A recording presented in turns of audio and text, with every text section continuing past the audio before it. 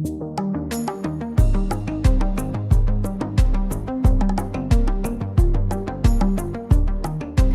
is the Worldly Wellbeing Podcast. I'm Holly. And I'm Luke. We invite guests on this podcast to explore themes of worldly wellbeing. And by listening today, you're joining the conversation. Well, here we are again. This is the third time, if my maths is correct, the third time we've done a welcome back. We're back. We're back. Yes, because this is the first episode of season 4 of the Worldly Wellbeing Podcast. How did that happen? I mean, like many things that have happened recently, I've got no idea how we're here, but I'm very joyful that we are. Quick service announcement. If you've listened to several episodes, you might think that I sound a bit different. I feel a bit bungy with cold because it is the season. If you like this voice, I'm sorry you won't hear it again. If you don't like it, don't worry. I'll be back normal next week. Yeah, it is definitely viral season. I have been consuming everything possible that is vaguely green and nutritious in any type of format. So whether it's on a plate or blended into some kind of juice or smoothie, I have been consuming it and then adding extra ginger for good measure because I am like, no, it's not happening. Honestly, I actually think ginger should be given a crown because ginger is just wonderful. It's got that zing and that kick, and you just know that burn is doing something productive. It is the burn, the cleanse and the burn. It is. So today we've got several things to catch you up on. We're calling this episode Catching Up with Luke and Holly and Worldly Wellbeing. Because, as Holly said, there's much to share. So you will notice that there's been a little pause since we recorded the last episode of season 3 and shared that with you. And in fact, we had so much delightful content and so many guests lined up that we already had a lot of this season ready prepared for you, which is very exciting. But we have also been working really hard behind the scenes because since we started this podcast way back in lockdown 1, we have really seen growth, and it's been really exciting to be part of a journey together and with all of you as the listeners. So we've been doing some work on changing how we talk about ourselves and then also about how we present ourselves to the outside world. Well, that means we have a shiny new logo. Many thanks to Andrew Hankinson.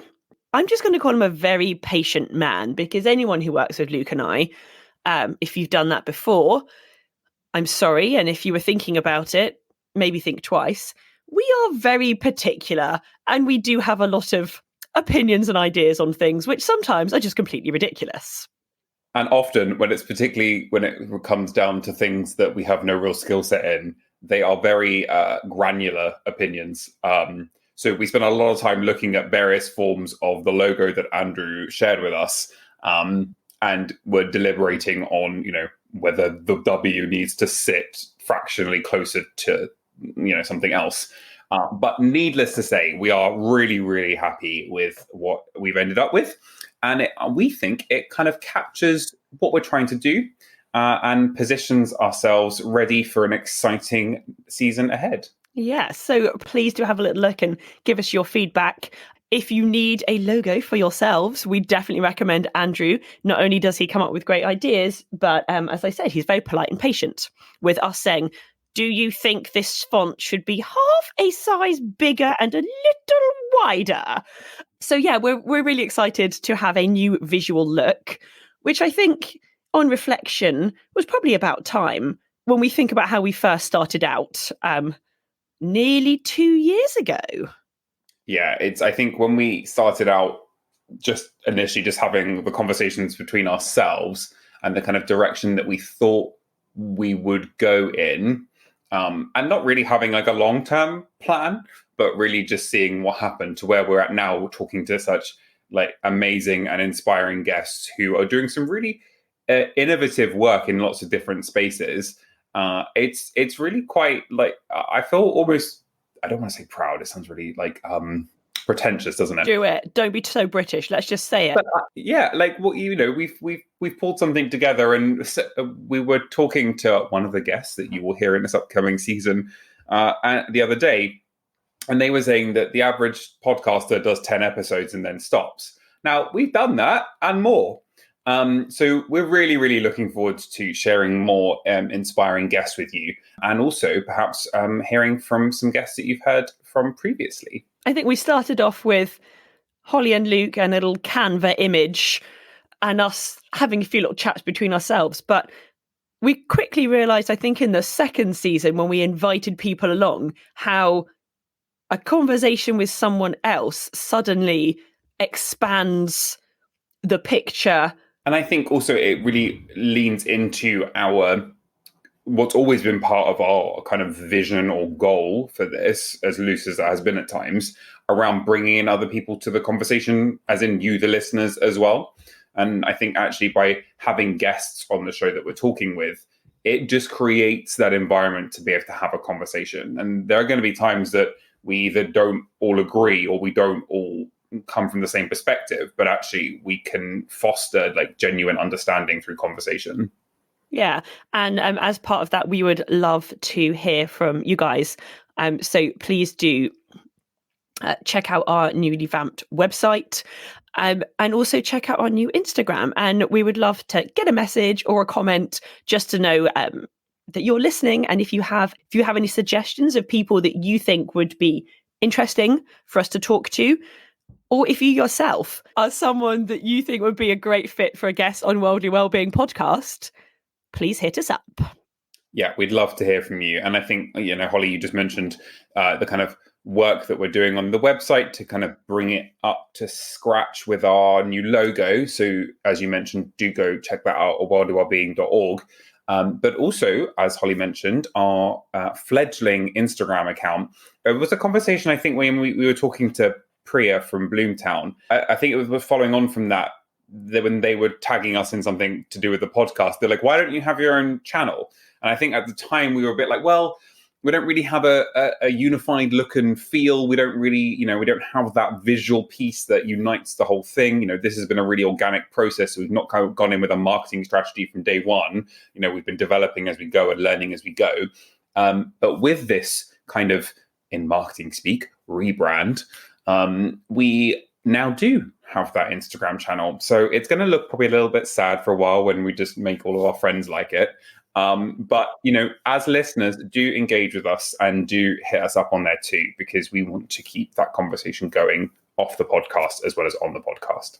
Yeah, definitely. And we're now no longer going to be telling you at the end of every episode the slightly off-piste and complex personal Instagram handles that we had. I think it was very on brand, Luke and Holly, to have interesting yet not that clear personal Instagram handles that we would insist were the best way to go. We still do have those. Yeah.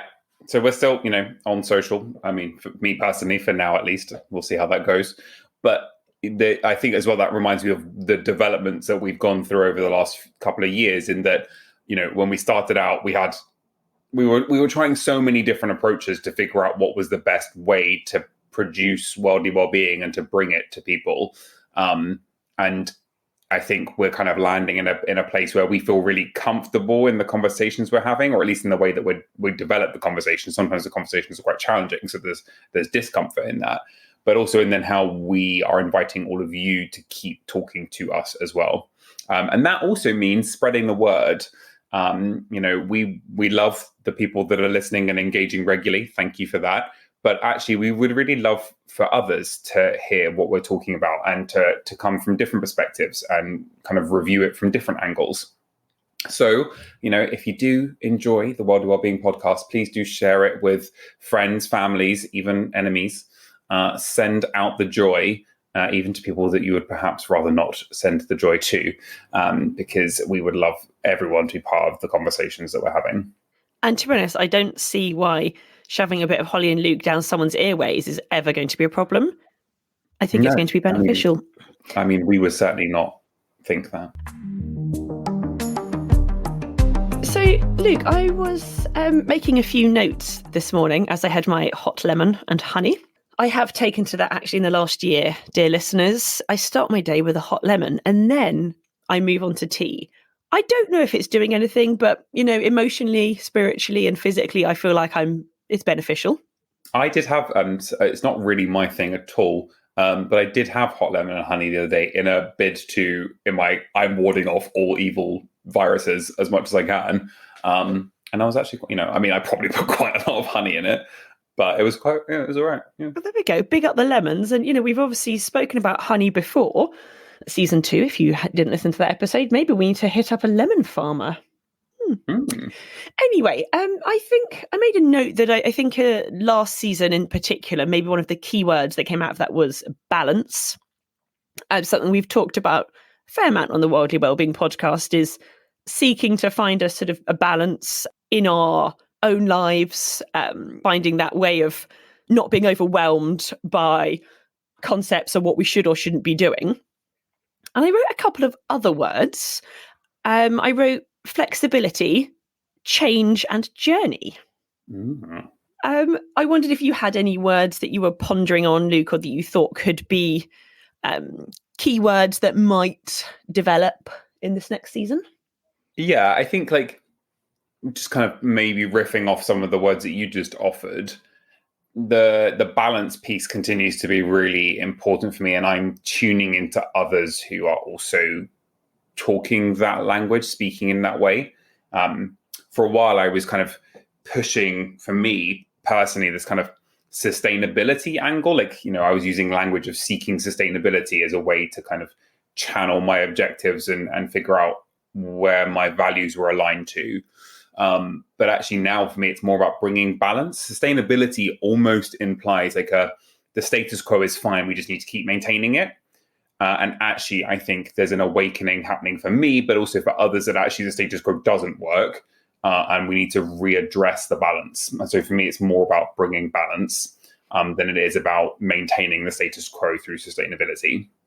So I think balance is definitely, we're going to potentially have some buzzwords that we keep coming back to. And for me personally, that is one of them. And the other one that chimed in particular, although all of them obviously have resonated throughout the last seasons, was that one of journey. And perhaps I would then layer in kind of kindness into that for yourself and for others.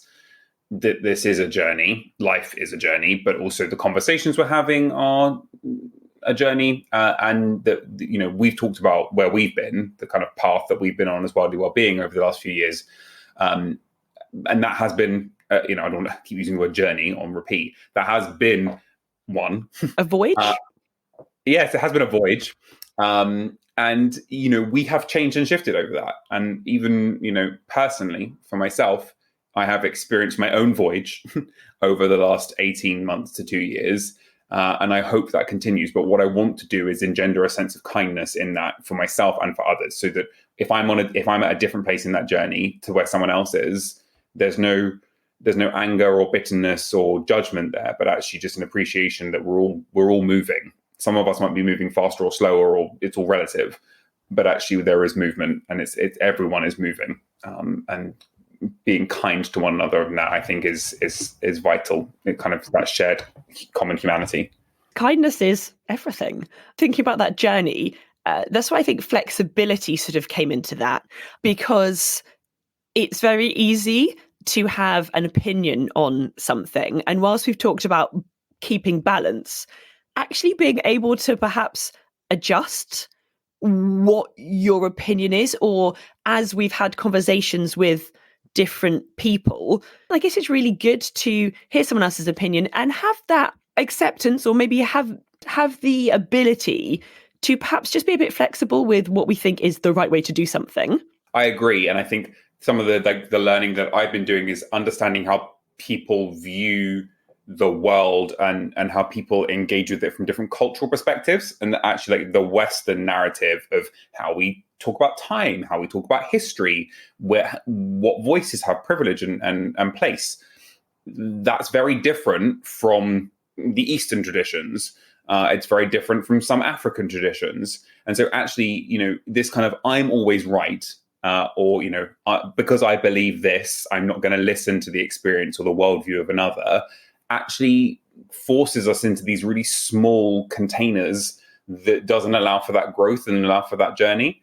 And I think if we can be more flexible if we can open ourselves up, even if it's just a little bit, to understanding the other, I think kindness plays into that. Then I think as individuals, but as a species, we'll see collective growth. I was thinking about our first season, which, if no one's listened, just take a listen to one or two of them. I'd love to know other people's thoughts on how we might have developed or grown, might I say, since then. And in an episode from the first season, we both set ourselves little personal challenges. And mine was to, if I recall correctly, it was to not be, I was quite strict with myself. I wasn't allowed to be lazy with the things that I was doing. So if I wasn't organized enough to take out a snack, tough luck, I couldn't buy a small bag of nuts because that plastic was bad. I couldn't wait to the last minute to drive somewhere. I should make sure that I take a more environmentally friendly way to get there. And, I suppose on reflection, that was quite strict. However, I actually did manage to achieve a lot of those things and felt really good about myself. And I was like, oh my gosh, tick for Holly. I basically got no plastic in my house anymore. Honestly, I felt like the queen of sustainability at one point last year. And then, of course, the journey develops, and that's when flexibility comes back in. I came back to my parents' house for a while and thought I was going to have some kind of a nervous breakdown at the cling film and the plastic that was still lying around. And I suddenly started using my car more. And my gosh, I didn't know what to do with myself. But I think we've talked about being kind to yourself, but that kind of flexibility and that ebb and flow, like that is life. Okay, so I was super duper great and had no plastic for like 4 months. And then, do you know what? I have delved into a little bit of plastic for a while, but that's life. And when we're on a journey, we do have those ebbs and flows. Yeah, I agree. And I think there needs to be a more nuanced approach sometimes. And I'm not very good at that. I do like clarity, and I do like, this is what I believe. But actually, I think there does need to be nuance, particularly in the kinds of conversations that we're having, because we are in systems and structures. We live in a world where, we can't entirely eradicate plastic. And actually, even if we could, there's good science and good data that suggests that actually that would not have the impact on the warming of the planet that we previously thought, that actually there are bigger issues at play here. So it's not to absolve us of individual responsibility, because I do think that, when human beings come together, the power of our collective imagination and collective action is immense. So it's not to say, well, it doesn't matter, then you can use whatever you want, because I think there's a bit of a respect for the world around us that needs to be played into as well.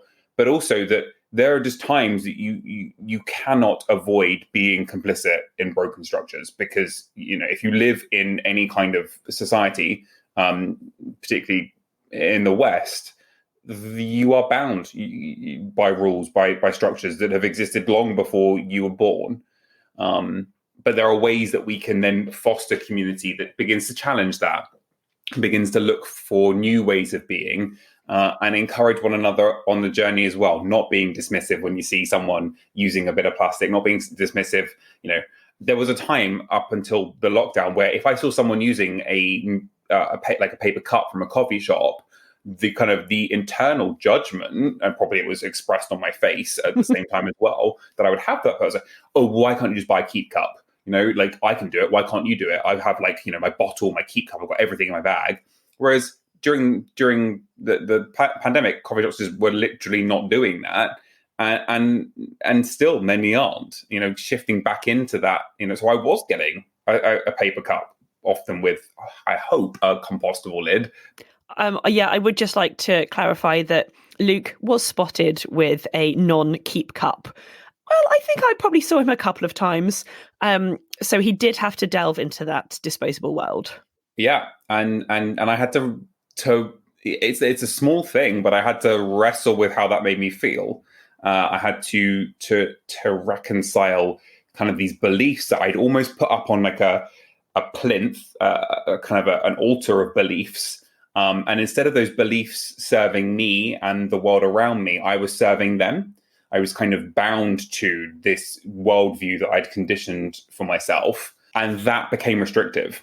And that became problematic when engaging with others who didn't hold that worldview. And so I think regardless of what has happened over the last 18 months to 2 years, and without delving too much into the kind of politics of that, it has begun, for me at least, a journey of waking up. And the interesting thing about this journey is we really have no idea what the destination, if there is a destination, looks like. And that kind of really struck me recently. Like, personally, I think in my own life, I'm always on a fun journey. I've got no flipping clue where the destination is in 6 months, let alone, I don't have a life plan. I'm not one of those people. But then I kind of stopped to think, I'm not the only one like that. I'm not the only kind of crazy going out there, see what happens. We're all forced recently, like you said, we're on a journey of awakening, but awakening to what? What does that look like? None of us actually know. We're on a train. Donde está the station? Oh, exactly. And I think my concern for me, and perhaps others too, is that if we're on that journey, if we're beginning to wake up and see things from a different perspective or a different angle, and I'm sure many others have been on this journey long before me, and they're going, yeah, well, welcome, like, join the party. I don't want to start drifting back to sleep again. I don't want the train to stop. I don't know where it's going, but I equally know that we need to keep going. That there's momentum, and there's energy and there's drive, and that things are changing, things are shifting, and I want to see that through. It's a little bit like one of the conversations that we recorded with someone that you will hear soon, who was expressing the idea that really stuck with me, that it's not about what you believe, but it's about I've simplified this, but how you behave. And I guess it's a little bit like that with the journey. I don't know what the destination is, but how I move through life and how we all move through life, the decisions we make, I guess maybe the information we pick up, that's really key. And ultimately, I hope that we're all the destination is going to be a better world. Oh my gosh, that sounds really, as if that's going to happen. That sounds really intense. But I suppose, the destination is going to be an enhanced something.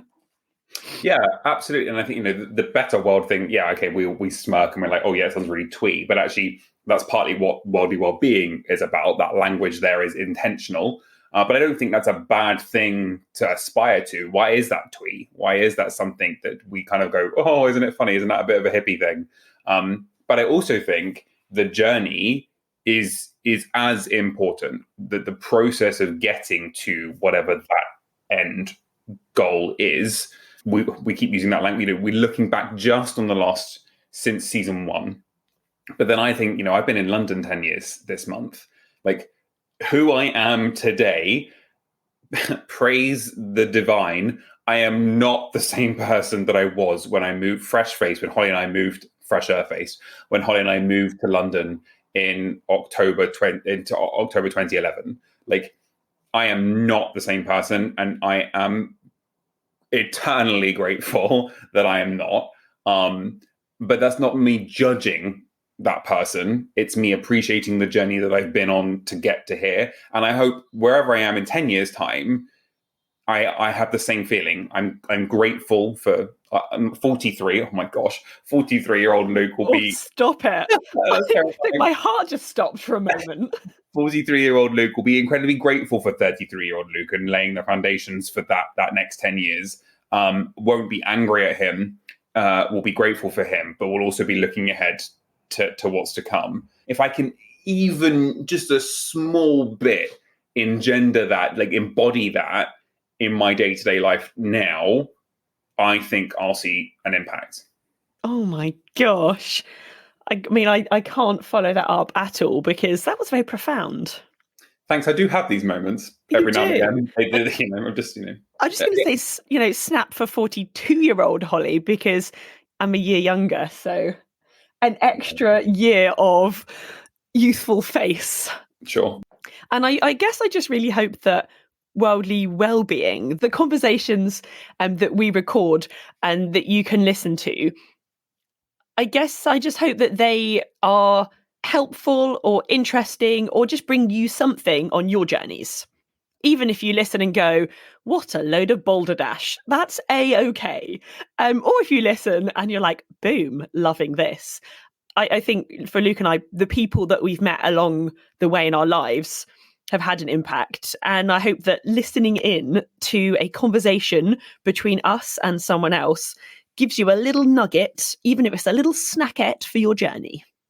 Yeah.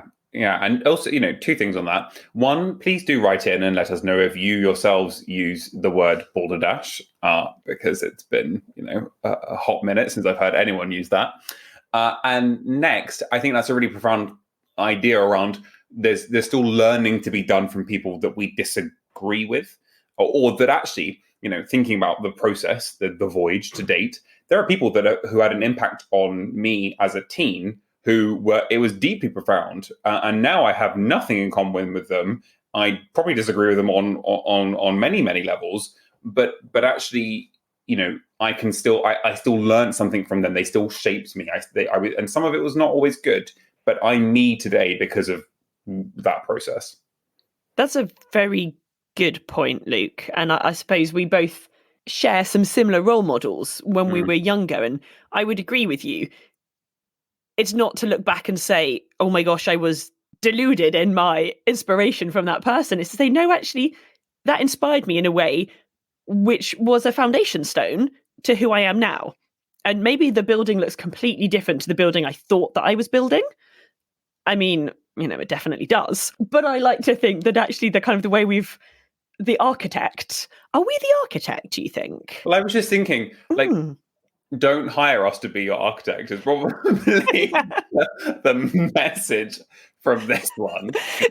We're just adding on wings. Like, there's the east wing. I'll be putting turrets on the top, and then we'll be like, no, definitely not. That should be round, not ecliptical, if that's a word. And then we'll be like, oh, no, wait, the foundations were not designed for this shape building. So in short, not architects, but yes, we are architects of our own journey. With that in mind, we are really looking forward. I'm actually very, very excited about the people that we're going to and have already started to speak to for this season. There's a real diverse group, and I mean that in the sense of people's professions and worldviews and just approaches to their own journeys. And I think there's some really dynamic conversations that are going to be coming to you via the Worldly Wellbeing podcast this season.